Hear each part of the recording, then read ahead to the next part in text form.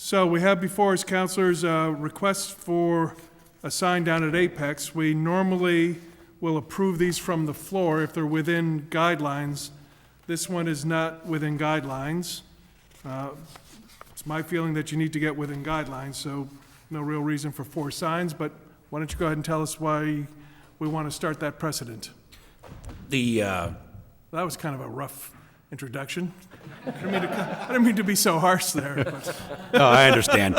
Especially, it's my understanding that there was a signage master plan set up for the property. However, after speaking with the landlord of the property, this particular tenant has taken up 2 tenant spaces. So is there a belief that, with discussion with the property manager, that they would be allowed the signage of the 2 tenant spaces? And that's where they're going with their signage. Okay.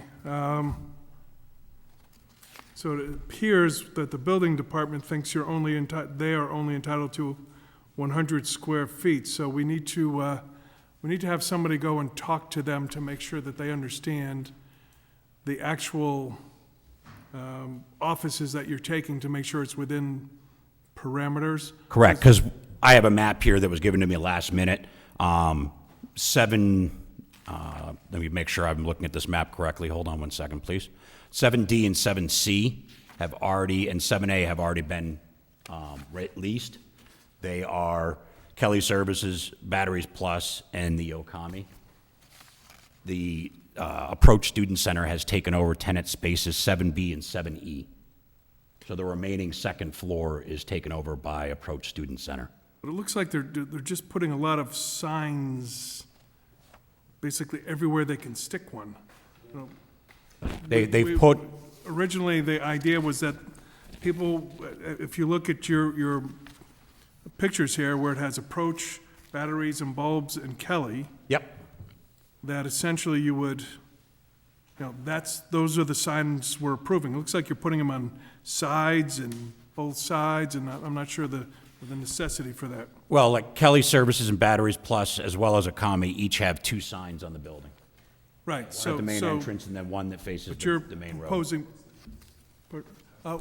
move the microphone a little bit away from you, please. But you're requesting more than 2 signs. Correct. They're requesting Approach over the main entrance, which would be in line of Batteries Plus and Kelly. There's also a side entrance door that they're looking to put identification above for entrance into that door. And they're looking to put one above the lower parking lot as well that identifies them as the second floor tenant. Seems a bit much to me. Councilors, what do you think? Councilor Landers and Councilor Doucette. Thank you, Mr. Chairman. I guess I've visited that site, 3 or 4 times. First time out of curiosity, and then second... Life of an ambassador is so busy. You never get a break. Yeah, but it was kind of interesting. And then I found out the educational piece. They're going to be teaching English to students of multi-languages. And, of course, their headquarters in Alston-Brighton area, and they're moving out. And then the second time I got there, I walked in because people at Batteries Plus, place I frequent, they were complaining about the parking a little bit, but they're resolving that. Because you know how students are, they'll pull up. I think they had as many as 100 students on a Friday or Friday night. And, they'd pull in late, and you know how some people come late here, And but it's a unique building. Every time I went there, I saw a different view of Apex. Because, remember, that's the old vet that was going to be the vet clinic. So you do walk in down that main corridor, and there's 2 doors there. One, that's how the vet was going to be set up there. And then when you drive up, it overlooks the Japanese restaurant. And then I think we have to all give them something on Route 20, facing Route 20. So I think the building is kind of unique, and I didn't look at it the way you guys did, that you're really taking almost 3 suites there. So I think it's a good educational product, and I think they got to let the world know they're there and there's students coming in. So I don't have any real big concerns about it. I think it's another nice variety to have in the Apex Center. Thank you, Counselor, but the use is, as far as I'm concerned, I'm agnostic as to the use. Whatever they're doing, that shouldn't give you more or less signage. Counselor Doucette, then Counselor Ussing. Thank you very much, Mr. Chair. I think as far as you taking over 2 units, I understand your perspective, but does that mean that if you actually shrink yourself in size, you'd actually get rid of 2 signs? If that was the case, because sometimes businesses expand and collapse and, I wouldn't be able to answer that, to be honest with you, Okay. but I get what you're saying. If we Yeah. weren't to take up both, right. 100% of both tenant spaces, I get what you're Yeah, saying there. yeah, I mean, that's my immediate reaction to your comment, and I'd like to know what Pam would think now that I wasn't clear that it was actually 2 units. I think overall, we're trying, the idea of the signage constraints was to make sure that, signs weren't overdone and everything. I think that if you do have to live within the 100-foot limit, and I think we could argue that you could probably go a little bit more, not excessive, you probably would need to get rid of some signs. Is the smaller sign entrance that's over the doorway, is that the only entrance to your business? No, that's a second entrance. It's a second entrance. So you have one entrance that does not have a sign and another one that does. No, all the entrances have signs. Well, That's why there's the 4. The one that's on this edge one here, is that That small one? the small one, right? Yeah, that's a door that goes Right. into the, Is there 2 doors or just 1 door for that sign? oh, that sign, that's just 1 door. I'm sorry, I Okay. misunderstood your question. Yeah, no problems. Just trying to understand, if, my immediate reaction going to this is, oh, you have to drop signs to meet the limit, okay? So what signs can you drop, And it seems that, makes perfect sense to keep the one that's directly over your business, that's fine. But the smaller signs are one of the other ones that are on the other sides of the building, you might have to eliminate to actually meet the constraints. I'm just trying to be, at this point, pretty pragmatic about trying to get, you to fit within the limits that we put within the district. So, but it's up to whether or not, the building inspector can revisit this based upon the number of units that you use.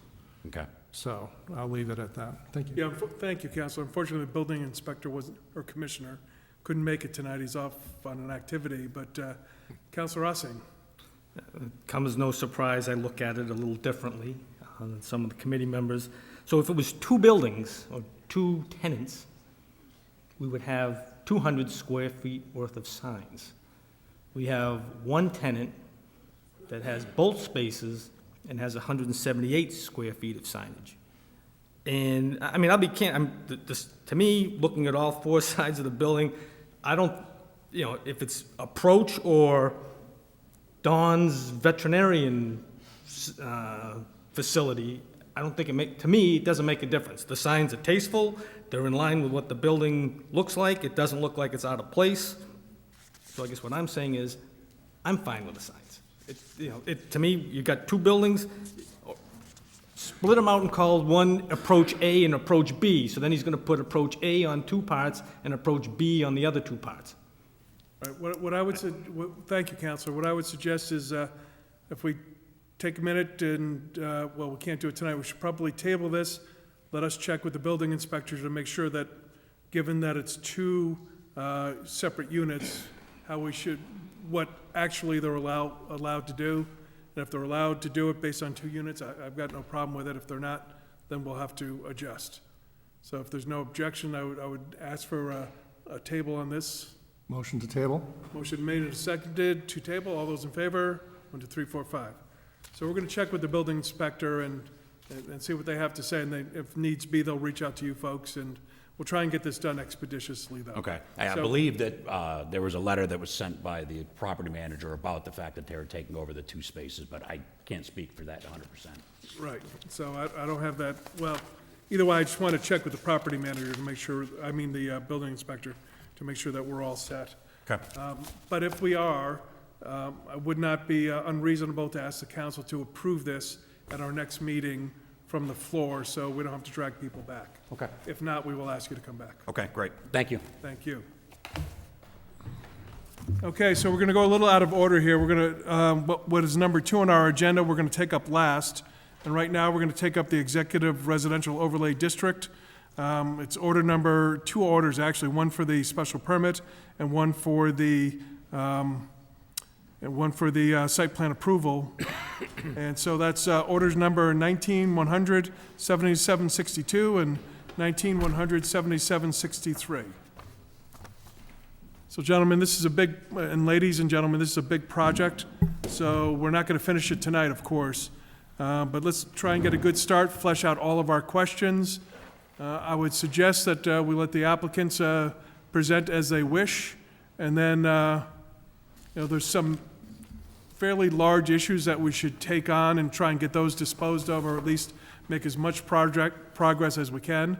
Thankfully, we have Priscilla and Mr. DiPercio, Tom DiPercio here, so we'll probably seek input from them as well. So why don't we let you start, whoever wants to start, Mr. Montelli or Falk or Bergeron or whomever, or Mr. Pesnola. Thank you, Mr. Chairman. Brian Falk from Mark O'Connell here on behalf of the applicant.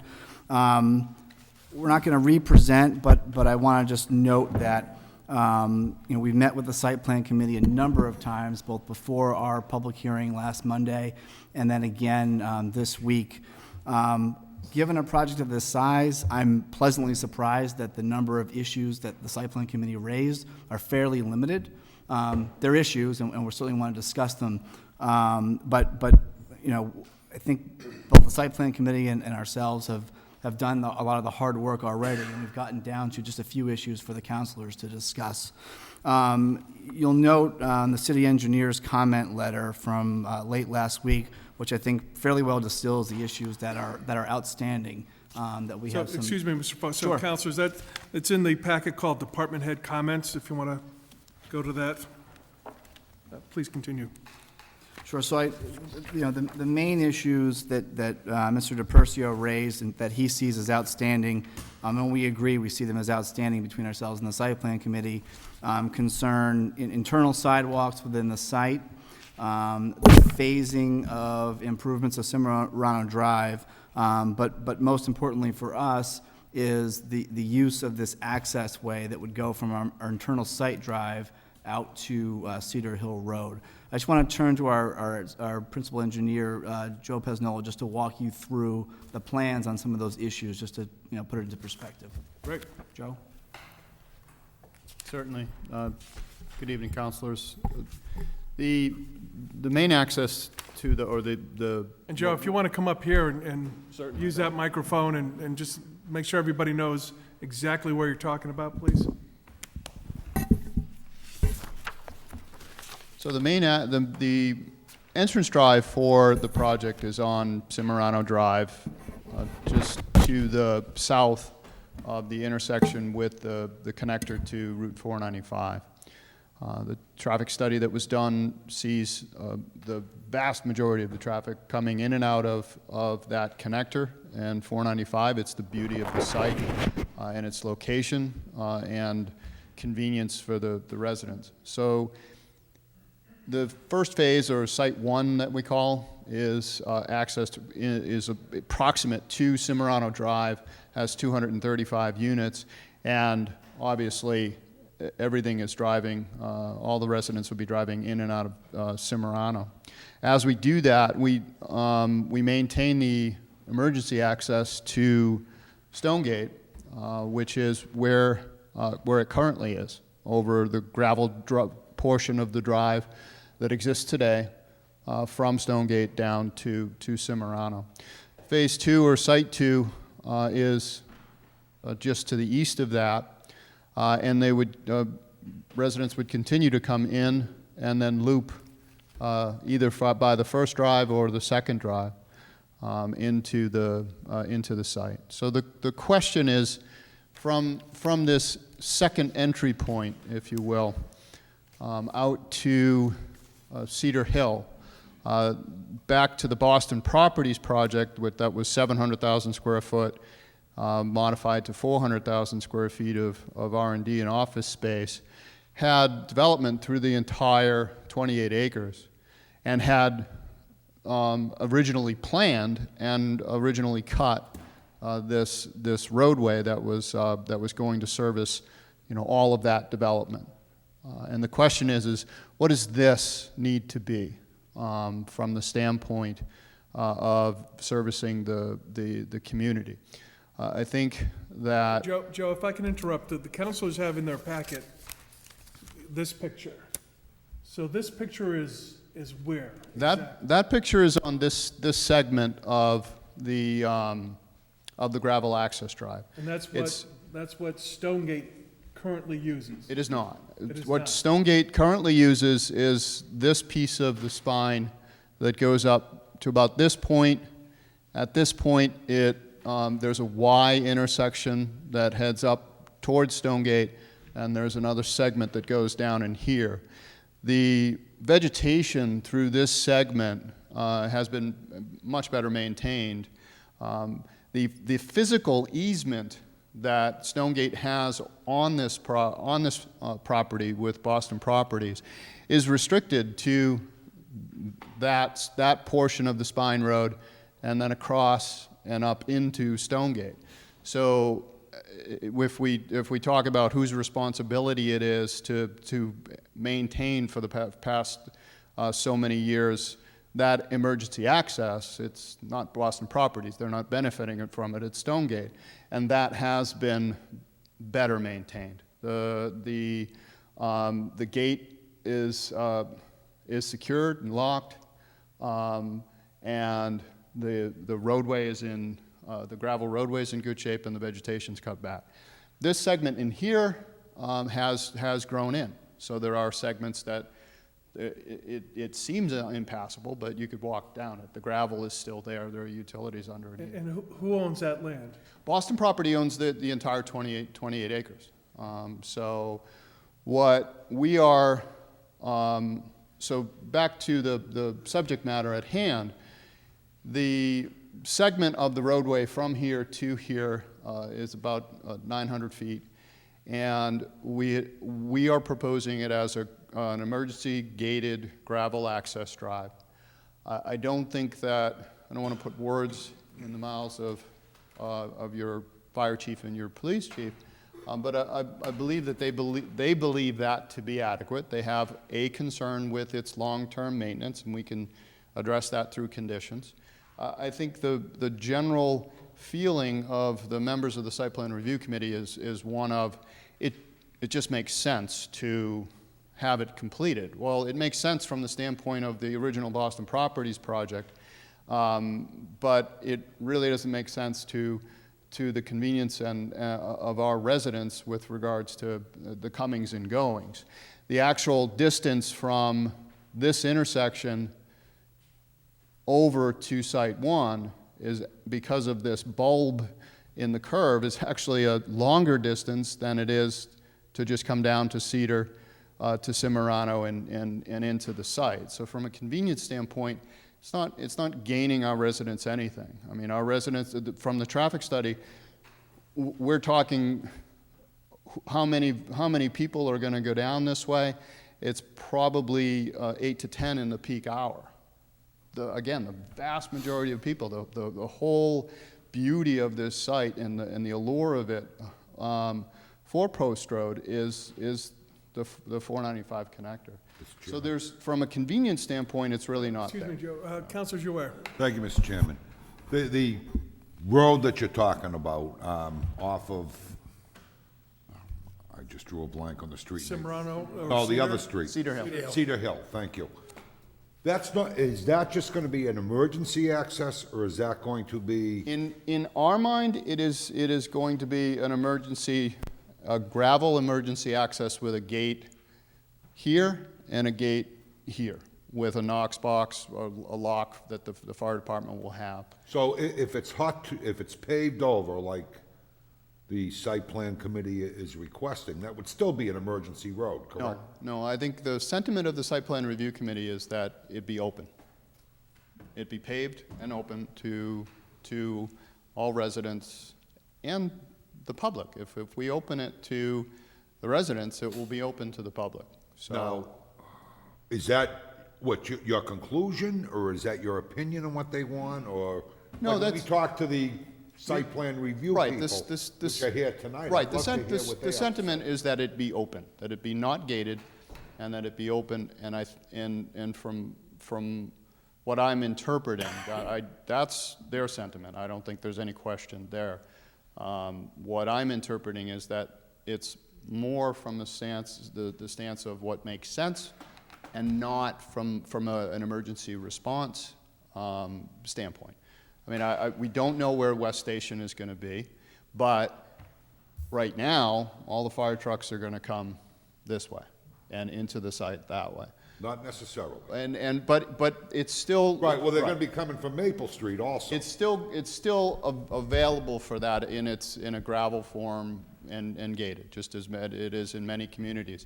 And I think part of maybe the trepidation with leaving it gated is the perceived lack of maintenance over the years. And I think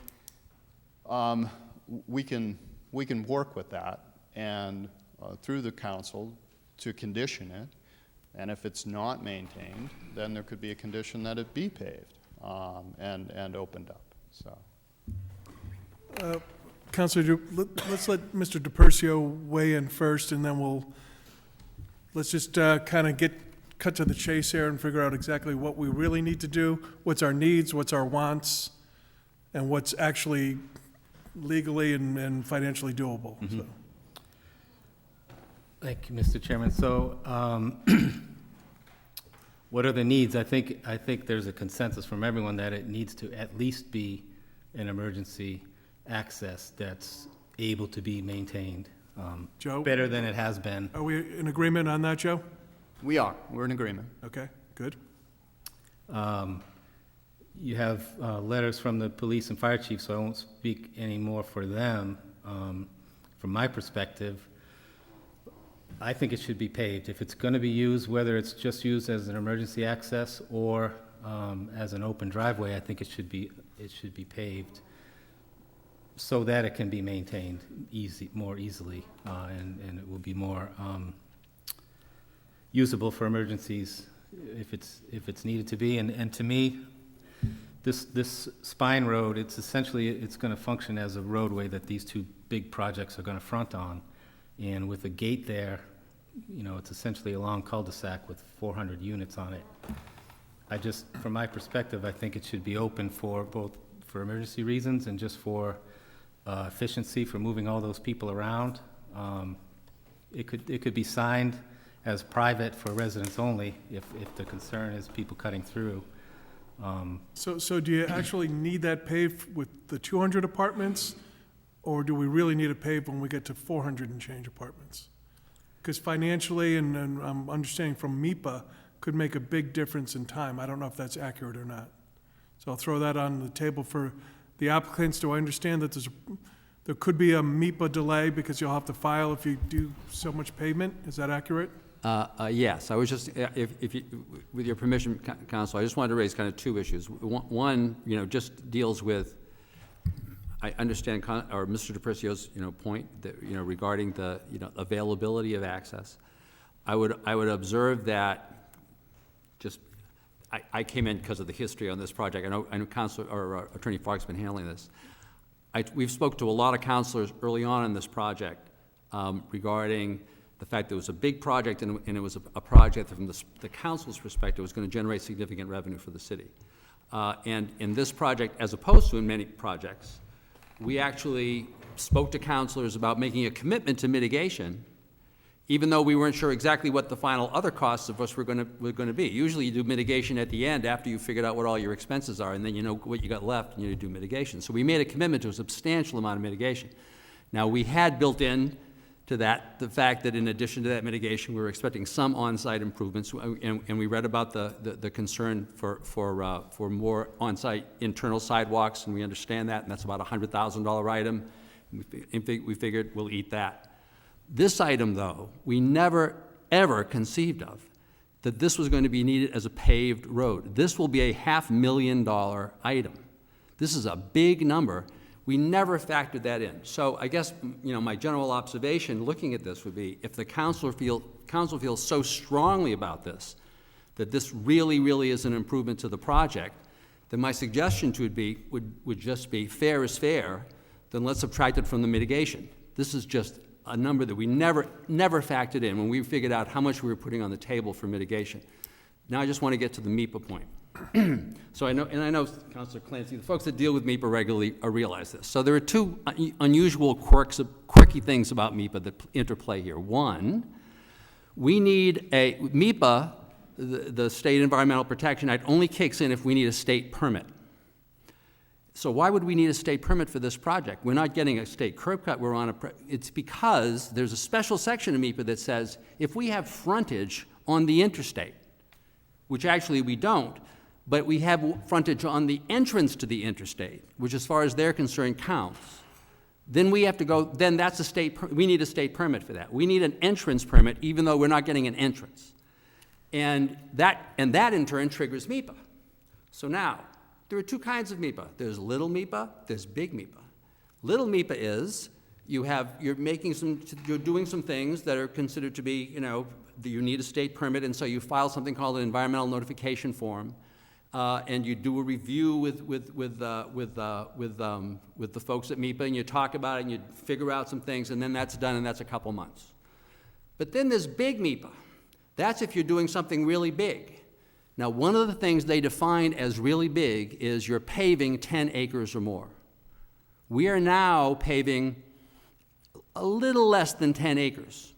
This puts us over. So this turns us from little MIPA into big MIPA. And from 2 months of permitting at the state level, we hope 2 months because they're buried right now, because of course everybody's going to MIPA because there's a million projects, right?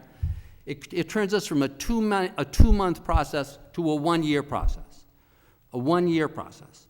So the question that I'm just posing for you, and of course because my developer clients got to think of this too, is, so we know we can get our financing and we're ready to go here now, right? How about a year from now, 2 weeks before the state election or the federal election of 2020, when maybe the Trump recession has kicked in? How are things going to feel in a year? So I'm just saying, if you really think this is important, we'll suck it up, but we'd like you to take it off the mitigation because we never expected this. And if you think it's that important and we have to do it, the project's going to get pushed back by a year, right? I'm telling you, because we have to go through this. So let me ask this question then. If we were to do a condition that required it to be maintained, and if it's not properly maintained, you will then have to pave it, with the clear understanding that when we go to phase 2, at phase 2 you're going to be doing it, is that accurate or no? I mean, is that ever going to be done in phase 2 or not till 3 or 4? In phase 1, we are paving to the end of phase 1. Right. In phase 2, we're paving to the end of phase 2. Okay. Right? So you'd leave it gravel, but clean and passable. Yeah. And by the way, if we're closing on this deal, we're closing on the land that's in phase 1 and phase 2. Right. Because we've got a future deal to buy the other land, but the road that you want us to build is on land that we're not about to buy. And you wouldn't buy it because you don't know if the council's going to rezone, right? Right. For the other side, so we'd be requiring you to buy land and put a road on the land that you don't own, which you wouldn't buy because you don't know if the council's going to approve the next part. Right, and I know that Mr. Montelli wanted to make some comments about this because he's got to pay for all of this, but I just wanted you to be clear on the history and also on that MIPA issue. Okay, Andy, did you want to say something first or let the councilors ask? Go. Yeah, just a minute, if you don't mind, please. I've read the letters very carefully from the folks on the Site Plan Review Committee, and the reason given, I think, for paving that road is convenience. It's not a requirement. It's not a public safety issue from what I've seen in the letters. And I would say that we as developers talk to our customers, the people that live in these apartments every day. We're very sensitive to the issues that are difficult for them and the issues that they can deal with. We don't see paving out to Cedar Hill as helping our customers at all. The second issue is one that's a little scary to us as developers, the people that own the company. John McFadden's here too. I own the majority of it. If we open that thing up, I'm going to guarantee that people are going to use that as a cut-through to avoid traffic and the traffic light at Cedar Hill and Cimarano. And so what we're doing is inviting the public onto a private road. It's like saying anybody can park on your driveway or my driveway. We'd never allow that.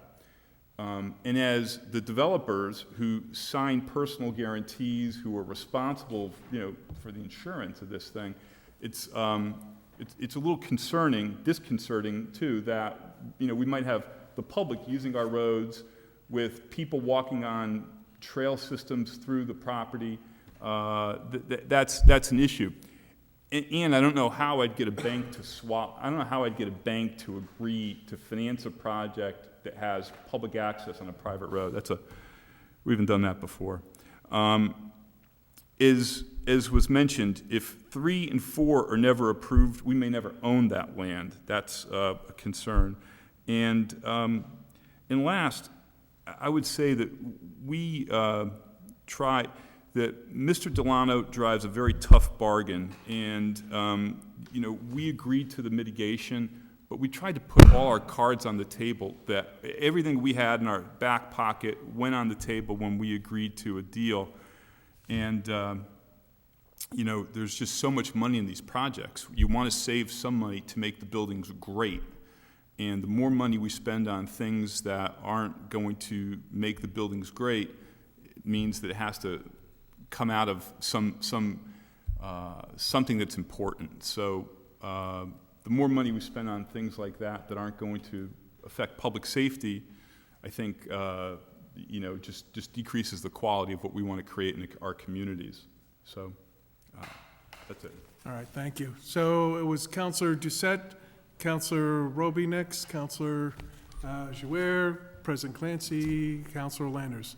I hope you all remember that order. Thank you very much, Mr. Chair. So just for clarification, Phase 1 is Building 1, and Phase 2 is Building 2. Yes. In the picture that you have on the screen, do you currently own all the property, including the property that this road will be on now, or not? We have contracts to purchase the property for Phase 1 and Phase 2. Phase 3 and 4, we have an option that may never be exercised. Okay, so as far as your intent is to basically buy the property for Phase 1, buy the property for Phase 2, is that what your intent is? That's how it works. Okay, right, I'm just trying to understand, because your point you said is basically, you're gonna be putting a road, a paved road on property you don't own, and I wanted to get that clarified as far as how your development process is going for this, as far as why that's the case. But I do have concern, just in general, of having 500 units with a single entrance, to be honest. I'd like to see an alternative entrance if, for other types of traffic. Aside from that, it's going to be hell to get in and hell to get out every day. So I see that additional road as a benefit for that. And those for the people who live there, more than anything else. Okay? Now, I understand your point as far as that it's going to be an expensive road because it's effectively a road in nowhere. It goes to your property and it's a long stretch to Cedar Hill Street. But I don't think we need to make any direct decisions tonight, so I'm just bringing up issues and concerns that I see right now with the design. And so far, I think I understand your point as far as, putting a road on the property that you don't own. Okay, but on the other hand, I think that has to be at least be maintained, and I think we got to do. If there's another way to get other access for this property aside from that one entrance to Cimarano Drive, it's 700 people are planning to be living there. So I think that was the number that was, population about 700 people. That's going to be coming in and out twice a day. That's a lot of traffic to go into one entrance. So, thank you. Thank you, Councilor. Councilor Roby. Thank you, Mr. Chairman. So I guess I I don't have the paperwork in front of me, and I know we've had a lot on our plates as a council, but my understanding from this project from day one was it was going to be mixed use, but you were not going to do retail until you had the residential piece. So my assumption was the whole property, all of it on both sides of the Spine Road, were either owned by you or your intention was to buy them. I guess I thought you already did own them, so maybe that's my mistake. I believe I have sat through every site plan meeting on this project, and I would have to stress that from day one, site plan has wanted the full road paved. And I think at the last meeting where site plan was told for the very first time that the issue was the MIPA permit and 10 acres, that everyone in that room heard that for the very first time, and the council is hearing that for the very first time tonight. So if we had known from day one that MIPA was going to be an issue, maybe that have made a difference. Maybe we would have said, we don't need to rush this through, because I guess what you want is for us to rush this through because we're going to get money for a fire station, which brings me to mitigation. Sitting at site plan, I was asked what mitigation was going to be. I had no idea. I don't know about the rest of the counselors, but my guess is none of us knew until we were told at the public hearing, because only one person was dealing with the mitigation. Now, the whole council gets to vote on it, but we didn't negotiate it. I think a comment that was made at site plan was, if the issue is 10 acres, then figure out a way to reduce the pavement, reduce the size of the project. I think we all know it's a huge project. Can you cut off some rooms so that you have less parking and you have less permeable pavement, which would allow you to then pave the road? The traffic study, I guess over my years on the council, I've learned to take them with a grain of sand. They're nice to hear, but I think we find out after the fact that they really don't mean anything. I know if I lived there, I would want another way in and out, and I don't see why Cedar Hill isn't thought of as a way that people would want to go. You're thinking people are going to go on 495. Not everybody is. So I was happy to find out, and I would, I think my comment at the public hearing was site plan can't make you do it. The city council can. If you don't own it, I guess that does become another issue. So I know where I probably stand on this issue. I don't know where the rest of the council stands, but Thank you, Counselor. that's fine. For the record, it's usually the chair of finance, the chair of urban affairs, sometimes in conjunction with the president, who discusses mitigation, because it's a difficult process, and as I've explained to the applicant numerous times, I'm but one vote. Here's what I think is appropriate, here's my experience, what we've done, and that comes before the council, and the council makes all decisions. I have no other authority than to try and guide the process. Mr. Montelli, perhaps you could walk us through, give us a little primer on how these deals are financed, how you do it in phases, how that all works, because the idea that you're going to go in and buy a huge piece of land and try and finance all of that all at once, I think is erroneous. And also, to my knowledge, this was never a mixed-use project. I don't think it was set up that way. There was a possibility that some other things that could happen. We allowed for that possibility in the zoning, but it was not sold to anybody as mixed use. Mr. Montelli.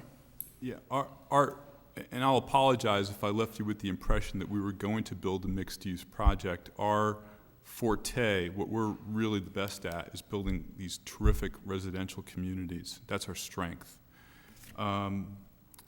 The first phase of the project is probably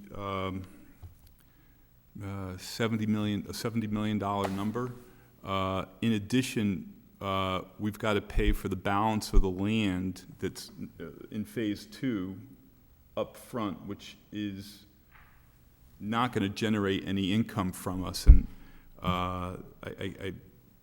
because of Boston Properties concerns, I can't mention what we're paying for it, but it's a huge number. About a third of the cost will be equity, cash. We'll bring a partner in to help us fund the majority of that. And then we'll borrow $50 million or so, I guess, from a bank. And the bank's going to be very strict with us because they ultimately, if the worst things happen, it's never happened, but if the worst things happen, they have to act as if they're going to own the property sometime. So the bank's going to put themselves, as they negotiate projects, as Brian and Arthur know, in the position of owners, and they're going to think, okay, what happens if we own this property and the road's open to Cedar Hill and there's an accident because somebody leaving Fidelity who didn't want to go through the Cedar Hill-Cimarano traffic light cuts through the property to go out to Southborough. So we're going to have a hard time. Anyway, that'll be another challenge that we'll have if we have to open this up all the way. I'm not sure I answered your question, I'm sorry. I think that's good enough. It's Mr. just the Chair- idea that you don't necessarily go in and buy huge tracts of property and get financing for them when you don't know if you'll ever be able to do a project. The number one rule of developers that have been around a while is you don't buy land unless it's fully entitled. So when we have all of our land use approvals, which we clearly don't have now, that's when we'll buy the land. Mr. Chair, if I may make one other point that I Please, forgot, Councilor. following my little notes I was trying to scribble. We have Avalon 1 that's already built, and we have Avalon 2 in process. That's a private road. I don't know of anybody that cuts through Cimarano to get to Forest Street going through Avalon. I don't see this as people cutting through it would be kind of silly to not just go the straight down Cedar Hill to get to Cimarano. And I believe as a private road, you could put signs up that say, private road, do not enter. So that part I guess I don't understand at all. Thank you, Councilor. Councilor Jouer, and then Thank you. President Clancy and Councilor Landers. Thank you, Mr. Chairman. A couple of comments. First, I agree with what Councilor Roby is stating. I don't see that as a cut-through. And private road signs, I'm not a lawyer, but I think that would, probably solve the problem of any legal issues. Are you folks completed with site plan, or are you going to be going back? We are completed, but for these issues, as I mentioned, Tom's memo sort of boils it all down to the 3 outstanding items that. Speak up, I just can't hear you. Oh, sir. sorry. Mr. DePercio's memo boils it down to the few issues we have left. And I met with them, I happened to be there yesterday anyway. From their perspective, we're done, but for significant changes to the plans, or, if the council is looking for more feedback on these outstanding issues. Well, in light of what's, come up this evening, I'm going to visit the department heads before our next meeting, and see if there's any, if this is it. I mean, as I told you today when we talked, I'd be wrong, I think, to go against what our department heads are recommending. Councilor, Mr. Bergeron, you mentioned earlier about buying that piece of property for the road, the access road going to Cedar Hill. No, I was just indicating, Council, that the deal is that we're going to be buying, and we have a deal to buy the land on which number 1 and number 2. Arthur, turn on your mic. It's pretty high tech for me. So we have a deal to buy the land on which Phase 1 and Phase 2 sit. We don't have a deal to buy the rest of the land. So, right? what So would we'd need to get an easement from Boston Property if we want to have that fire access that goes all the way out to to Cedar Hill, we need to get something from Boston Properties, because we're not buying all that land. No, I understand that, but you're gonna need an access road anyway, so that We had to absolutely be- know that there has to be a fire access, right? A second fire access, absolutely. So it's gonna be there. So it's gonna be that It's gonna be parcel. approximately that layout, yeah. Right, right. So, I mean, when you mentioned it, it sounded like, we still gotta purchase this. This is gonna have to be whether it's, Absolutely. yeah. But if I may, a gravel access way, when we don't know what the future development of 3 and 4 is one thing. A paved roadway sort of locks in what may or may not go in 3 or 4, or presents, significant challenges that if that needs to be changed. That's one of the concerns that we have. Remember, and Councilor Roby brought up the mixed use. This overlay district does accommodate commercial uses and multifamily, but I think we attempted to be clear that we're developing the multifamily, and the zoning calls for a maximum of 475 units. So with this application, if we get the special permit, multifamily is done in that overlay district, but for a zoning change. So what 3 and 4 will be, we don't know. We're a multifamily company, so from our perspective, it's a question mark, but we don't know what would be at 3 and 4. So to pave that road now, not knowing what will be there, we think is another issue. But a gravel access way, with an easement from Boston Properties is one thing, but a paved roadway that's part of the site is a whole other thing from our perspective. Well, as was, shown with the photos that we have, access ways tend to not be maintained.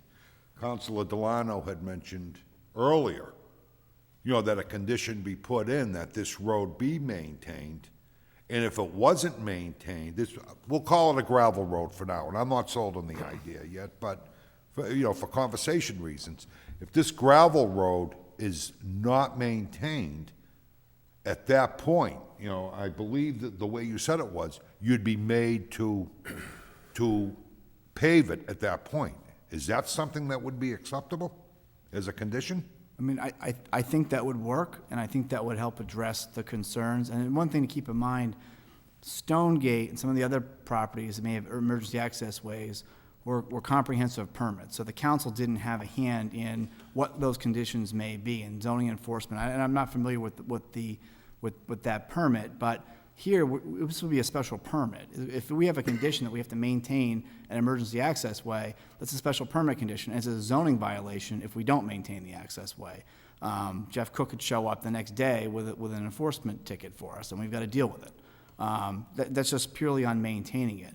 If we're talking about a condition where, if we don't, the council may revisit paving, I think that's something that would work for us. And Well, like I said, that's a what if. I'm not sold on that. I just kind of wanted to throw that out there a little bit to see, I'm hoping something comes out of, and maybe another site plan review meeting, maybe, I don't know, but somewhere we're gonna have to, this is a big item, and we're gonna have to come to an agreement on it eventually, so I'm just kind of throwing some things out there that may or may not work, may or may not get support. Thank you, Mr. Chairman. Thank you, Councilor. President Clancy. Thank you, Mr. Chair. As I see this project, you're purchasing Phase 1 and Phase 2. There are 2 parcels of land. For Phase 1 and Phase 2 to actually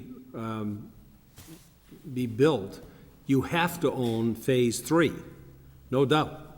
You have to own Phase 3, because Phase 3 has the spine road going through it, plus also the drainage system for the entire project is going over into Phase 3. That, you have to, and if you take a look at the spine road, the way it's shown here, it's shown with drainage structures in it. And the drainage structures have to be on a paved road. You can't put them on a gravel road. You have 12 drainage structures going into that, those detention basin. You have another set of pipes going into the detention basins from the lower portion of it. So for it to work, you have to own Phase 3. So I think that what the problem is that it's really the MEPA review that's triggered this, that because if you pave this, it increases the pavement. And if you run the sidewalk all the way up the Spine Road, that's more pavement. So every time you add pavement in, it counts toward that total. So my feeling is that, originally, when Andy and I first talked, it was 400. Then it came to 900. Then we whittled it down to 475. So we reached a point right there. There's two ways to do this. Either succumb to the MEPA review or carve off some units. That's all I can think. Because that would, reduce the size of one of the building, because that would reduce the number of the requirements for parking spaces. So, but your Spine Road shows structures in it. It shows your water service going into it.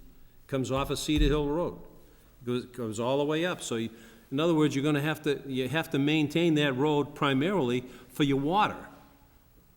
So you can, of course, maintain the floor, Mr. President. Can we have Mr. Pesnola address the issues you brought back? Do you want to respond to that from our? Maybe Tom can answer. Those are legitimate points. You want our engineer to respond? Yeah. Go right ahead. The original application to City Council had Phase 1 and Phase 2. It had a limit of pavement after Phase 2. We had originally envisioned getting the permits and doing the design to pave the road out to Cedar Hill and called it Phase 3. So the intent from the start was always to only pave to Phase 2 during Phase 2, and that what we would be getting from the City Council under the special permit was actually the special permit for Phases 1 and 2, and at least site plan review for the future build-out of the roadway, because we had piggybacked off of the original design for Boston Properties. But it was not envisioned to build that section under Phases 1 and 2. So that's why there's structures in there. What we had envisioned is that we would install the drainage pipe down from Phase 2 down that section of Spine Road and go to the detention area down there, but not put those structures in, the catch basins in as we went down until Phase 3 came. But what do you do for the detention basin that's in Phase 3? You have to buy the land. Well, no, we would get an easement for the access, the emergency access, and an easement for the drainage. Emergency access? Yes. You gotta create a structure on their property. Right, but it's common to have an easement for purposes of access. So Boston Properties would retain it. What happens if they say no? If they say. Buy it. Buy the land. Then you can't build it. Yeah. Or we're not buying it. Yeah. We're not going to buy the land we're not going to buy the land that we can't build. True. Right. So True. then the deal's dead, Yeah. right? But there's some benefit to, say Boston Properties sold 1 and 2, the areas for Phase 1 and 2, to Post Road, and granted an easement for the emergency access and an easement for the drainage. And then Boston Properties went forth at some time in the future and figured out what to build there. There would be that infrastructure in place that they would have the right through the easement agreements to build off of and to do whatever they needed to do, as long as they maintained enough volume capacity in the detention basin for us and so forth. I don't know if the detention basin would be sized for future development. No, I'm saying they would build off of that. So they might do some detention on their own areas, but then they would be able to put those catch basins in and be able to plug them into that same And viewing the detention. size of the detention basin, you got about a 1 acre detention basin there. Yeah, it's sized for paving that section of road, again, because what we envisioned coming out of here with was a special permit for the 475 units in Phase 1 and 2, and site plan review and technical review of that Spine Road section for Phase 3. Is there any reason that you don't want to put the sidewalks all the way up the Spine Road? Because because of the green district concept and so forth, we've got a system of internal walking paths and boardwalks that we feel replace that. So it's akin to putting meandering sidewalks rather than your conventional sidewalk Yeah. abutting the roadway. I'm thinking educationally, you have to, there will be children down there. Are we gonna have a school bus stop on Cimarano Drive, or are we gonna allow the buses to go into the site? And if they're going into the site, where do they stand? If they don't have any sidewalk to walk on? Right, we have preliminary conversations with the school department with regards to the bus access, and right now they're telling us they will come on to the site. And we envision that they'll come on to the Spine Road, they'll loop into the parking lot, and they'll pick up the children in the main lobby, right in front. No, my feeling is that we try to have sidewalks beside major roads, especially Cimarano Drive. I'd like to see one on Cimarano Drive also. We have provisions for crosswalks. Crosswalks they're not, what good is a crosswalk if it goes nowhere? No, we come down onto Cimarano, we cross our entrance drive, then we cross Cimarano we've proposed the flashing beacons for the pedestrian crosswalk to get over to the sidewalk that exists on Cimarano on the other side. It's like trying to cross 495. But that's where Cimarano Drive is just a very, very busy road. It's leading into the but that's a prime industrial area. That's why we cross our entrance drive to get over to because we'll have traffic leaving and adding to that busyness. So we felt that putting the crosswalk to the south side of our entrance on Cimarano was more appropriate, to get away from the heavier traffic that will be generated from our site. Again, vast majority heading up to 495. Understandably, but I'm just saying that, for people, I go out, when you go out to that area there's a lot of people walking around at noontime, from the TJX site, from the Avalon Bay and so on. Sidewalks, I think, are a crucial thing for this city. You have to have a place for people to walk. I understand the concept for the Green District, but, we actually required that when we created the not the campus, but the one with Joe Zink, Atlantic Management, we had them put in a stone dust sidewalk across their area. And that's what we're proposing. But beside the road? It's Inside? It's inside the sites to the south side of both buildings. Yeah, no. I don't think, I don't see this thing working unless you buy parcel 3. Understand. Councilor Landers. Okay, a lot has been said since I originally put my hand up, but quite honestly, I'd like to see, Mr. Chairman, maybe go back to site board review somewhat, discuss this particular more. I personally hate to see, $500,000 spent on a 900-foot roadway that, let's hope it doesn't really have to be used. An occasional cruiser, probably not. They'd come down the other way. Fire truck, if there was maybe a working fire, they may have to enter that way. So that's a lot of hot top, it's a lot of money for a road that we hope never has to be used. So I think that's something we should consider. The only maintenance I'd like to see on it, that during the winter months, that it's of such a material that it could be plowed. That's the most maintenance I think I'd want to see, and plus the other part of the year. So I'd like to see that somehow addressed. I mean, I read what the department had said, and I hate to disagree with those guys. As far as one entrance, I kind of like that. It adds to the security. Now, we have one down in Mr. President's ward there, Royal Crest, that was opened up in 1969. It only has one entrance, in and out. It does have a fire road that comes right out to the, to Hosmer Street, There's two. but which is the one in back. Yeah. Where's it come out to? Comes out onto Hosmer. Oh, There's two. I'm talking one on Hosmer. There's the main entrance and then there's the Yeah, top I'm entrance. talking about the fire emergency road, comes right out to Hosmer, probably about 100 yards north of there.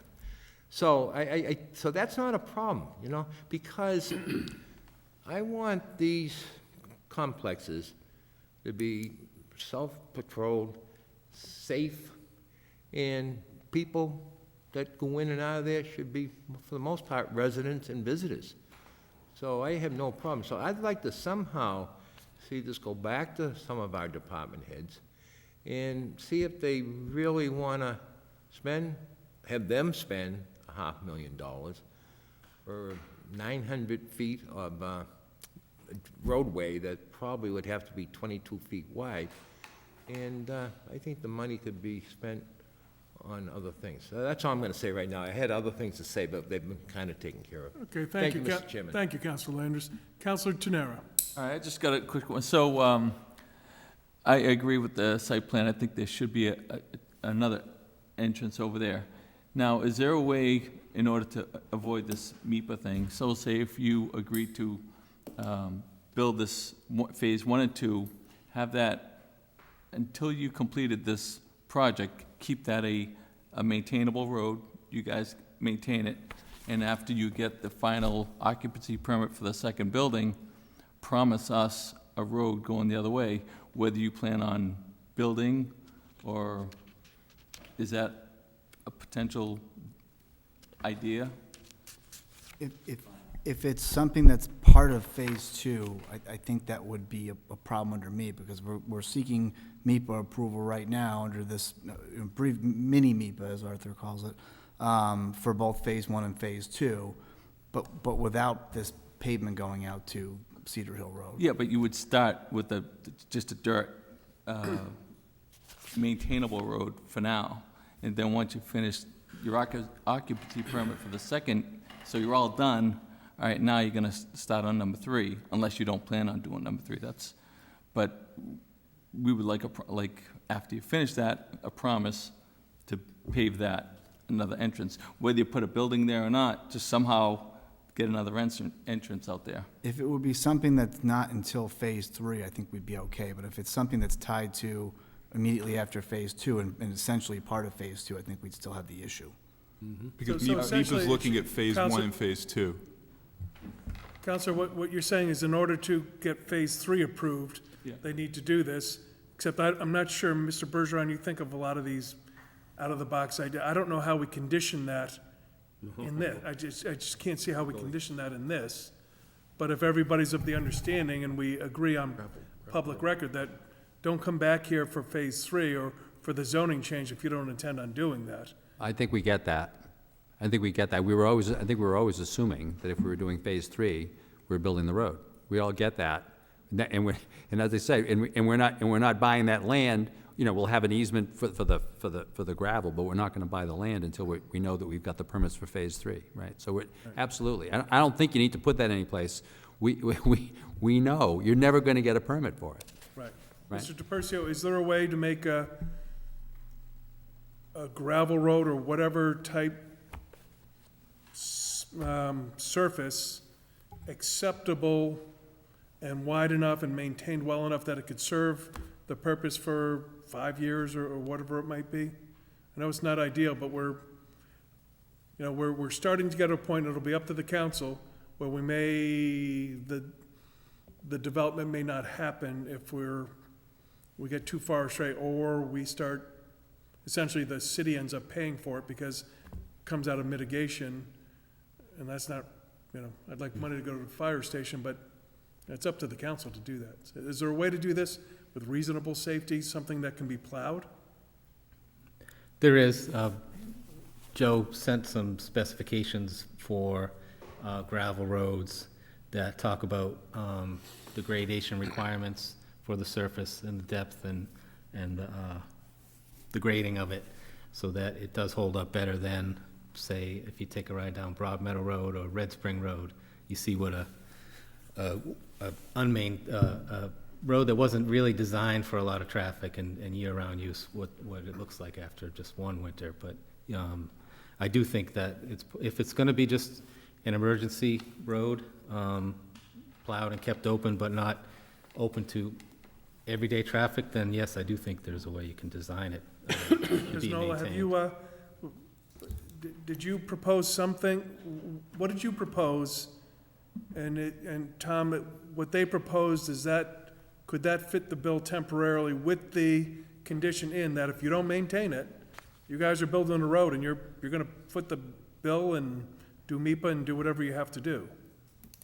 Yes, what classically happens is we seem to always default to Mass DOT specifications for gravel, and Mass DOT doesn't specify roads that are intended to be gravel for forever. Boston Properties began to build this road, which in their plan with 400,000 square feet of R&D space was a full spine road because it had buildings on what we're calling phases 3 and 4. So what we gave to Mr. DiPerzio was some specifications from the EPA on rural gravel driveways and really gravel roadways. So roadways that can take traffic in rural areas and take truck traffic and stand up, that won't degrade. And really what it comes down to is the presence of fines and what they call the plasticity index of the material.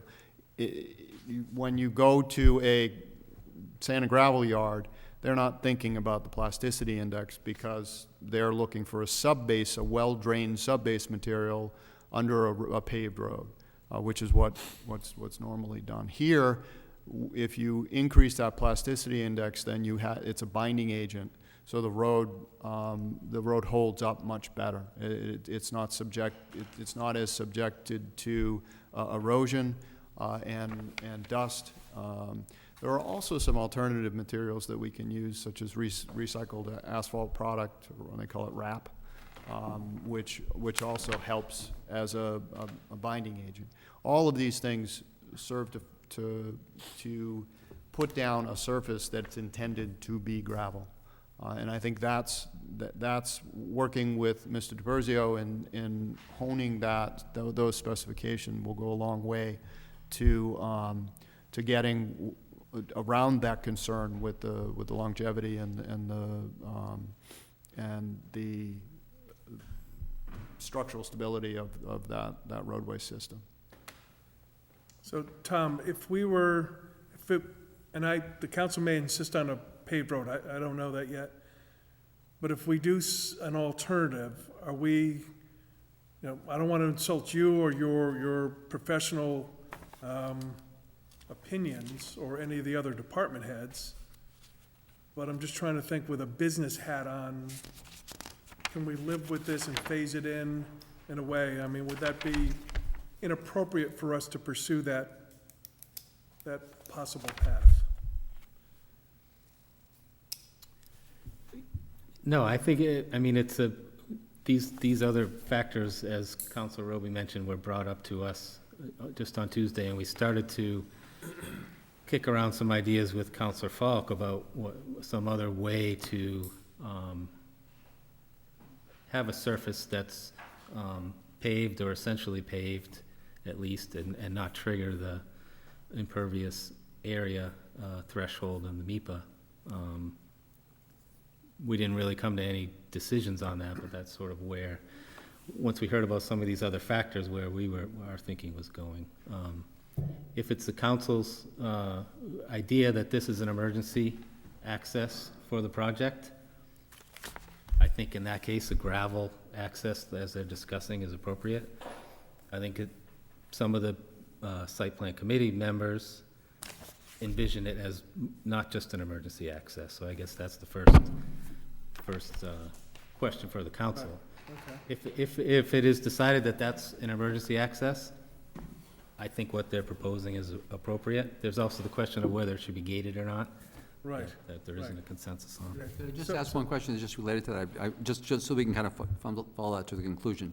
Is it your opinion individually as an engineer, but also do you think that it would be the opinion of the members of the site plan committee, that a gravel road that had these kinds of components to it, right, would necessarily not be an acceptable road, even if you had it open to the people who were living there? I guess having spent a vacation in Vermont this year, right, and going on no paved roads outside of about 200, yards from the center of town, I came to more of an appreciation of the fact that these roads are maintained all the time. So I'm just asking that question. Is it clear as far as you're concerned that a gravel road is simply unacceptable, even if it is a, I don't want to say members only, residents only portion of the road system? If it was kept open, ungated, but gravel? Mm-hmm. It wouldn't be my preference. I guess if that would, it would be on the maintenance of that, I guess. It would, to make sure that it's drivable and,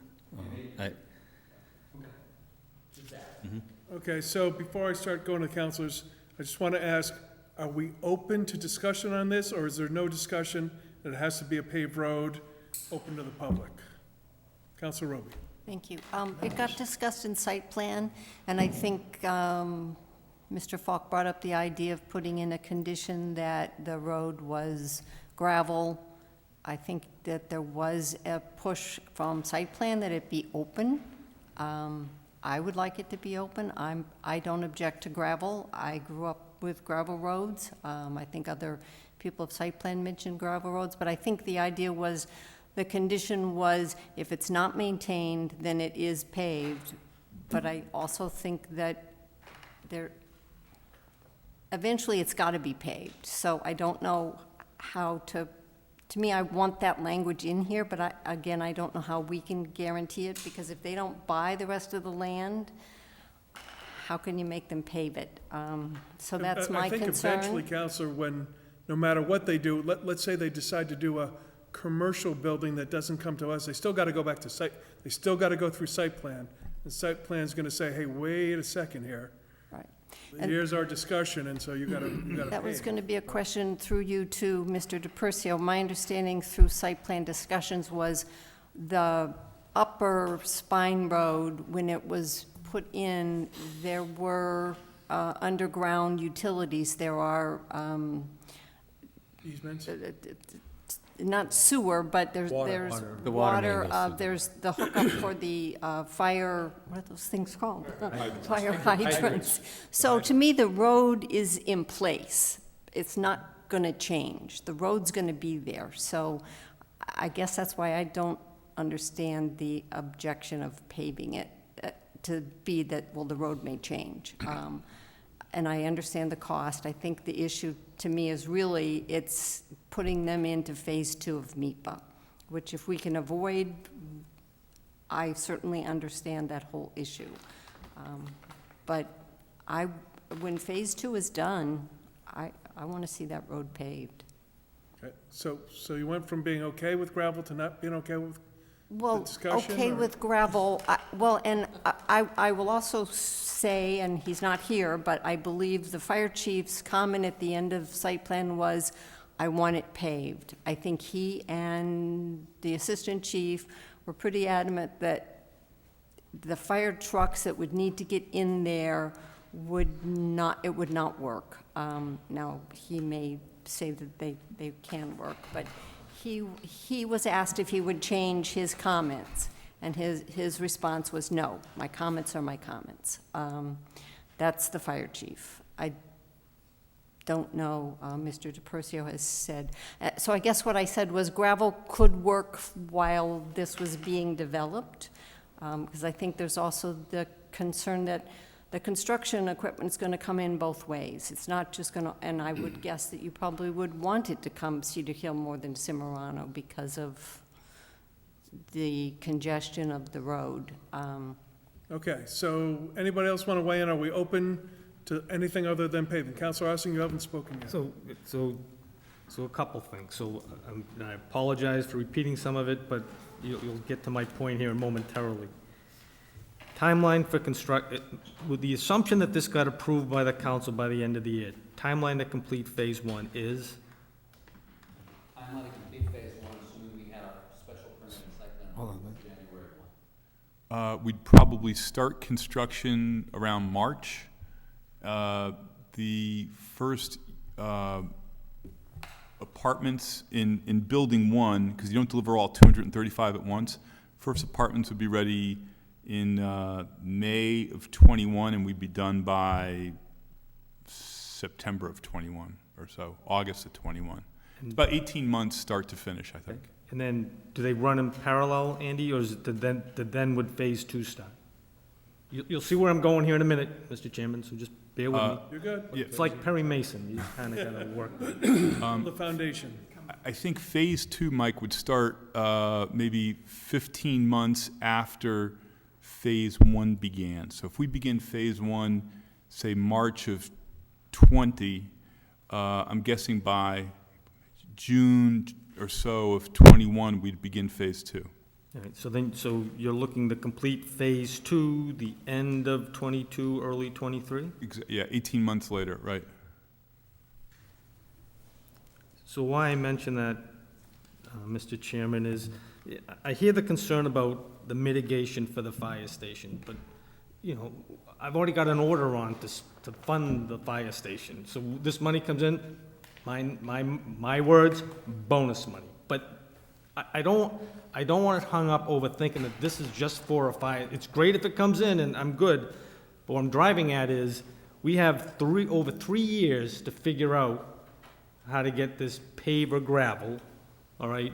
We have the control over conditions in the permit to say occupancy permit number 1 for phase 1 gives a mitigation payment of X, and then you can get out to the last, I don't know, if you tell me it's $600,000 to pave the thing, and then you also got now 3 years to figure out what MEPA wants to do. If you say, hey, MEPA, if we decide to go this route, and Tom, you can tell me if do they work on hypotheticals, or do you have to say it's definitively gonna be a plan?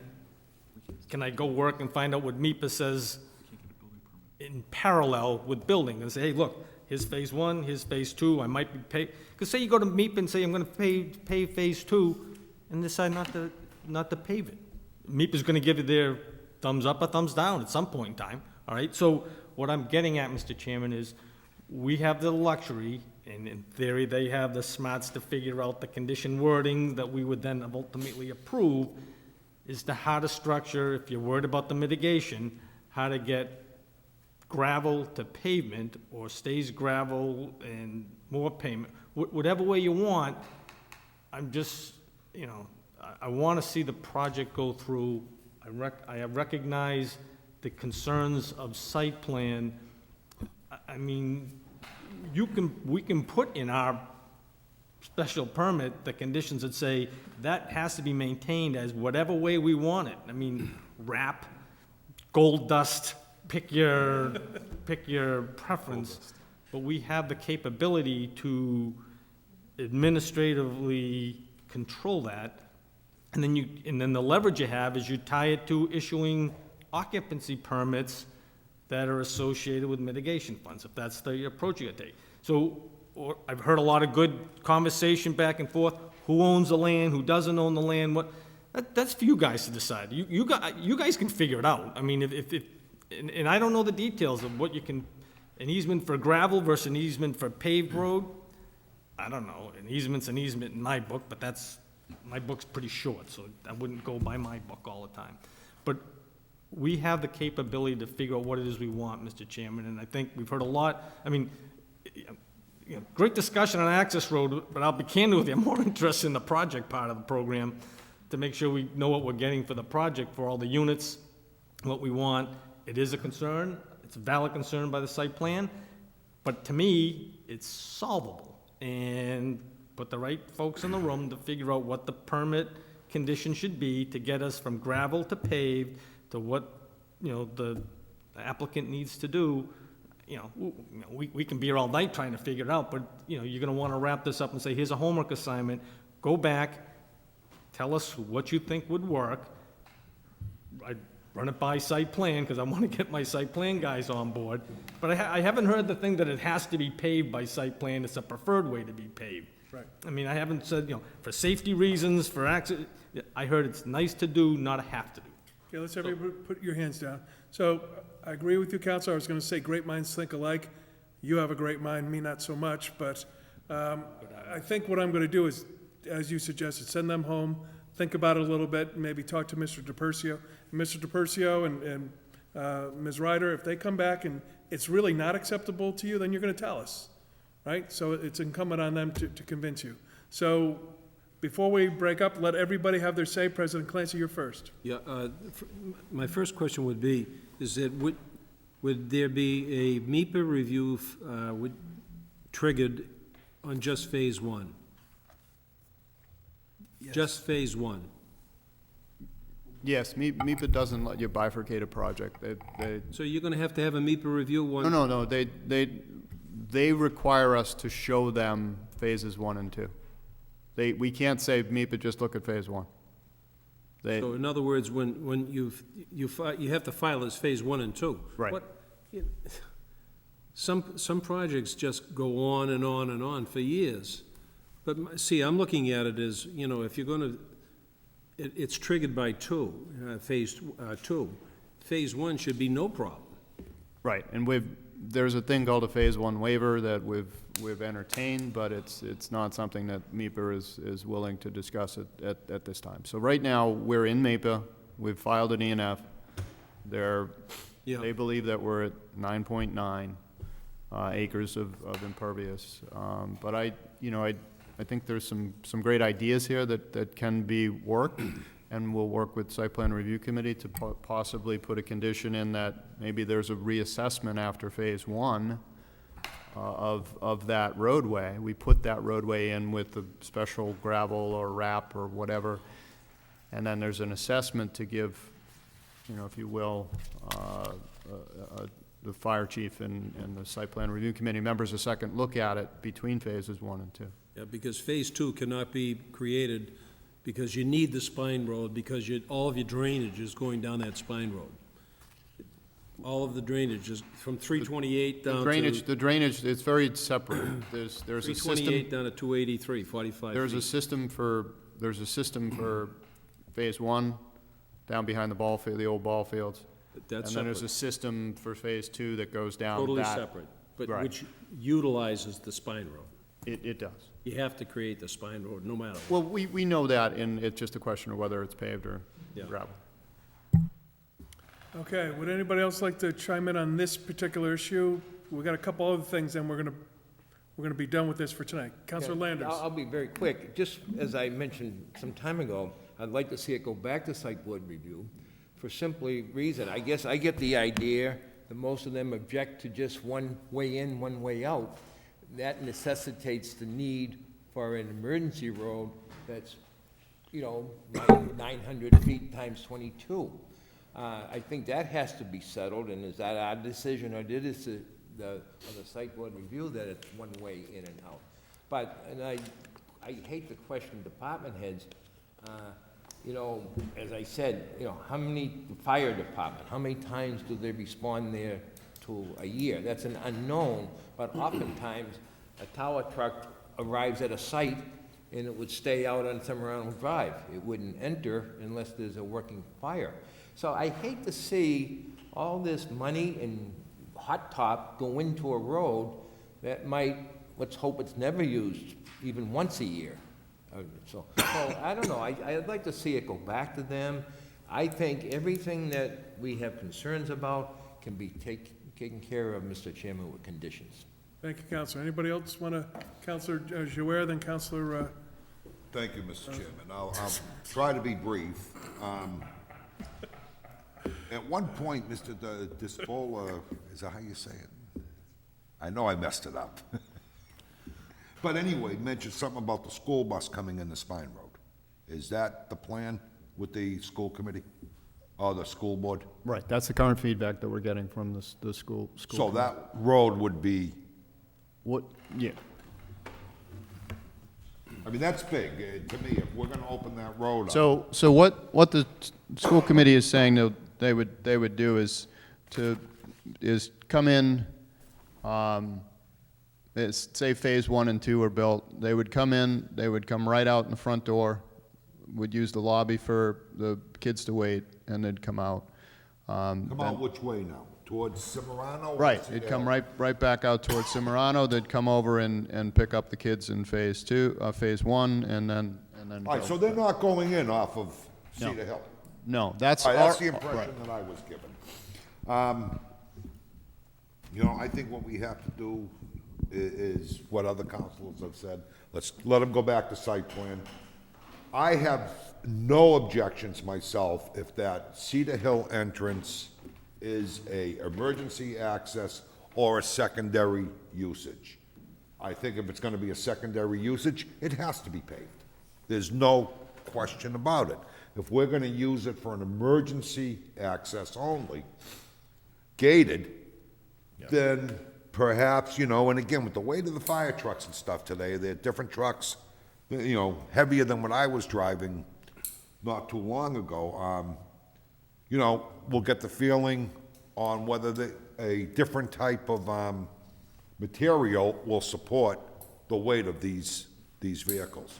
But I think that's key right now, is that we go back to site plan and get some more input. Thank you, Counselor. Counselor Doucette.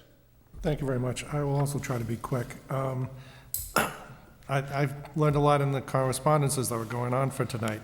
I feel that if it's not paved, if it has some reasonable surface that can be maintained, can be plowed, I think that that would be fine as part of Phase 1 and Phase 2. The general consensus is, yeah, if you're going to go beyond that, however it is, either through housing or business or whatever, that road's gonna have to be redone. I'm fine with that. If you guys ignore it after Phase 1 and Phase 2 is done, and it goes to, you know, it starts going apart, then we need to reserve the right to basically have you guys go back and pave it and make it, and address it at that point. But at that point, we're talking at least 5 years out from now. Really, you know, because you're not gonna have, it looks like end of '22 for Phase 2 to be completed, and roads just don't deteriorate overnight. So, you know, if, any idea what do you think Phase 3 timeframe's gonna be at this point? Or are you just completely focusing more on just getting this thing But done? remember, Counselor, at this point, your counselors have expressed absolutely no interest in more housing at that site. We are, and one of the things that we said when we were doing our presentations is that it is our hope that this is gonna all work well, and that 5 years from now, there'll still be some of you, but there'll be a lot of new ones, but 5 years from now, people say, well, that works really well, you know, and so we're kind of over that, and so we're okay. But we can't possibly be suggesting a Phase 3, because we don't think, I wouldn't have 3 votes on this council to do Phase 3 right now, right? You know, you really need to kind of see it. We need to see it to believe. I mean, for many of us who haven't seen this project, we need to see it to believe it. And then you decide whether that's the direction that you want the city to go in, right? At that point. Yeah, okay, I'm fine with that then. That'll be the end of the second Trump administration. For So let's not open a that. whole other Oh, come on. universe. Watch out. All right. So before we break, I want to at least expose us to the other question that Mr. DePercio had about, and councilors, let's not get into this in detail, but the left turn, what is this, the new left turn into the project? But can we briefly touch on that? Who should go for it? Joe? Certainly. Currently, we've determined that at the end of Phase 2, with the traffic generated from both Phases 1 and 2, there will be a need for a dedicated left turn lane into the site. And we have proposed that we will build that prior to requesting occupancy of Phase 2, at the start of Phase 2. So the question came up, is that actually needed earlier before occupancy of Phase 1? And how big a deal is it to do that left turn lane? How expensive is that? I mean, it must be money. It always comes down to money, right? Yeah, it's probably... Actually, Ron, our traffic engineer is here. Sorry. I think it's about $250. $250,000. The road has to physically be widened to accommodate it. So there is some pavement being extended on both sides. It's all within the right-of-way of Cimarano, and we've done it, Mr. Mule has designed it in a manner that avoids having to move any utility poles. So that was big. So, Mr. DePercio, do we need this phase 1, phase 2? Is this a need or a want? I guess from my perspective, it was just, number one, it may be useful during construction. There's going to be a lot of, these are big construction projects, there's going to be a lot of construction vehicles going in and out during construction. There's also the question of if for some reason phase 2 didn't happen or didn't happen right away, then the left turn lane isn't constructed. I guess I don't feel, that strongly about it being done at the beginning. That I guess it's a want more than a need, I suppose. But that was my perspective on it. So we could theoretically put in a condition that said within X number of months after occupancy permits for phase 1 that this has to be done, which would be regardless of whether phase 2 ever happens. Right? Yeah, I think that would be better than conditioning it to the start of phase 2. Right.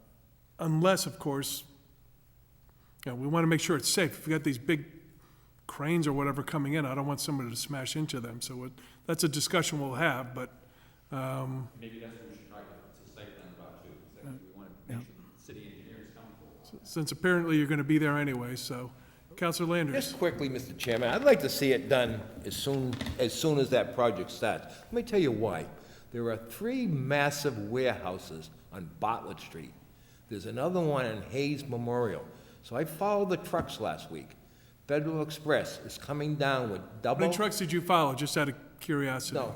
Federal Express is coming down with double trucks down Cedar Hill, taking a left on Cimarano Drive, and getting on to 495.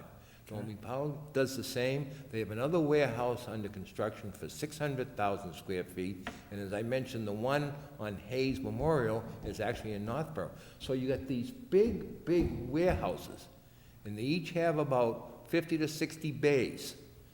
And you're gonna have a lot of truck traffic coming all the way down Cedar Hill, taking a left on Cimarano Drive. So I think you got to do something like that island you're talking about, or that left-hand turn, to protect the people that start living there in phase 1, and then the other people that travel Cimarano Drive. Delays are dangerous, that's all I'm going to say. Okay, well, makes sense. So I'll let you folks discuss that again. Did you want to comment? The only thing I wanted to raise with respect to going back to site plan is just looking at the calendar, which I spend a ton of time doing these days, all the projects I'm working on. Site plan meets again on November 5th. So councilors, do we mind if they just informally meet with whomever they need to meet? If they want to, As long as right, we get something we back don't in need writing. them technically to go to site plan. And it'll be up to site plan or any of their department heads if they want to meet with you, which I know they would, but, okay. Because my hope, with the limited number of issues we have left, we could handle it through, proposed conditions and comments, rather than having to wait until the first week in November Is before there we're any back before objection to you. that? I see nodding. Okay, good. Thank you. President Clancy. Yeah, my feeling about the turn lane is, as Councilor Landis said, is that there are very large warehouses in Northborough that are utilizing Cedar Hill and also Cimarano Drive. Can we put up a toll from Northborough over to here? I think we ought to dig up the street. Put speed bumps on Cedar Hill Road. But my feeling is that if you can make it just that the creation of the turn lane is constructed in simultaneously as the issuance of the first occupancy permit. So in other words, everything comes together at once. Okay, I think we've this evening. Would the applicants like to close with anything, or We've talked some things around for quite a while, but I think we're making progress. Just thank you. I think, you know, this is really useful discussion. I think everybody's working to try to figure this out in a positive way. Really appreciate it. Fantastic. Thank you for coming. A motion to table would be in order. Motion to table? Motion is made and seconded. All those in favor? We are tabled. Thank you, gentlemen. Safe travels. All right, folks, we have one more item to take up. Yes, don't go running away. So this will be quick. So this is, item number 4 is, order number 19-100, 7756A, communication from City Solicitor Jason Grossfeld on behalf of Councilor Delano regarding proposed zoning amendment relative to the definition of home office/home occupation. Councilor Delano put this forward on behalf of Commissioner Cook. So we went through and we discussed this with the planning board, and they're in general agreement, but the only question they had was, I assume everybody has this in front of them, where in basically the last line where it says, provided that no more than 3 persons are engaged in the activity on the premises at any one time. And they said, well, what does it mean? What do persons mean? So we took that to mean workers, et cetera, but they thought that clarifying that a little bit might make sense. And so the city solicitor opined that we could just add the 2 words, excluding customers. So we might say, provided that no more than 3 persons, excluding customers, are engaged in the activity on the premises at any one time. So essentially, if you have somebody who's got a hairdressing salon at their home, you might have 2 haircutters or hairdressers, you might have 2 clients and somebody waiting, now you're over the limit, and that's really not what it's intended to do. We just don't want big masses of people there working and making a big business in a residential neighborhood.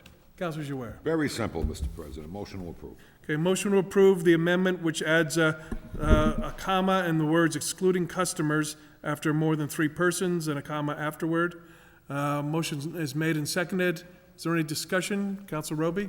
Thank you, and I'm sorry to bring this up. I know it got sort of discussed and it made me wonder, so I did some looking up. In the current list of, the table of regulations, under the word customary home occupation, there's a little number 7.